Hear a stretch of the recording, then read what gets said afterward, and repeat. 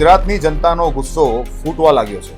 હાલમાં જ દિયોદરમાં તાલુકા પંચાયતના પ્રમુખ માટે ચૂંટણી થવાની હતી, એટલે પંચાયતની બહાર બીજેપી અને કોંગ્રેસની જે સમર્થિત જનતા છે તે ભેગી થઈ હતી, જ્યાં કહેવાય છે કે બીજેપીના ઉમેદવારે કંઈક એવું ગતકડું કર્યું કે જેથી ચૂંટણી રદ થઈ જાય।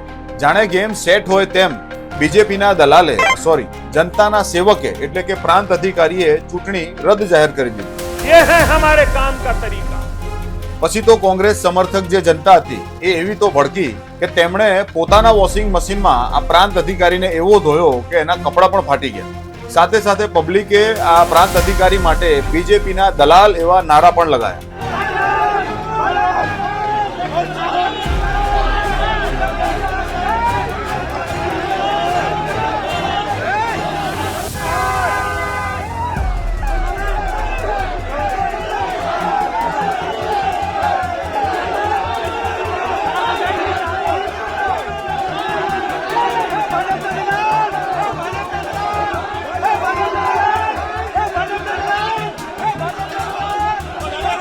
ગુજરાતના ઇતિહાસમાં પહેલીવાર બન્યું છે કે કોઈ પ્રાંત અધિકારીને જેની સત્તા કલેક્ટરની સમકક્ષ હોય છે એની જનતાએ કપડાફાડ ધુલાઈ કરી હોય।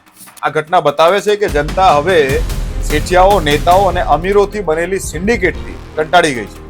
આવા જ પ્રાંત અધિકારીઓ ગુજરાતના ખેડૂતોને દંડા મારી રહ્યા છે, તેમના ખેતરોની બહાર ઉચકીને તેમને ફેંકી રહ્યા છે, ડિટેન કરી રહ્યા છે। આ અધિકારીઓ પોતાના નિર્ણય લેતી વખતે માનવતાના સિદ્ધાંતોને જરાય ધ્યાનમાં નથી લેતા। આવા અધિકારીઓને એક શુભચિંતક તરીકે હું સલાહ આપવા માંગુ છું કે જો તમે સત્તાનો દુરુપયોગ કરીને આવા નિર્ણયો લેશો, જનતા સાથે અન્યાય કરશો, તો પછી ગુજરાતની ગાંધીવાદી જનતાને ભગતસિંહ બનતા વાર નહીં લાગે। કારણ કે જે ચાવાળાને ખુશ કરવા માટે તમે જનતા સાથે ગદ્દારી કરી રહ્યા છો એ ચાવાળો તો ઝોલો લઈને ચાલવા માંડશે, પણ તમારે જનતાની વચ્ચે જ રહેવાનું છે। અને જો ભૂલે ચૂકે મારા જેવો માણસ કોઈ સત્તામાં આવી ગયો ભવિષ્યમાં, તો દુનિયાના કોઈ પણ ખૂણામાં સંતાઈ જશો એ તમને કોથળામાં ભરીને જનતાની સમક્ષ લાવીને છૂટો મૂકી દેશે।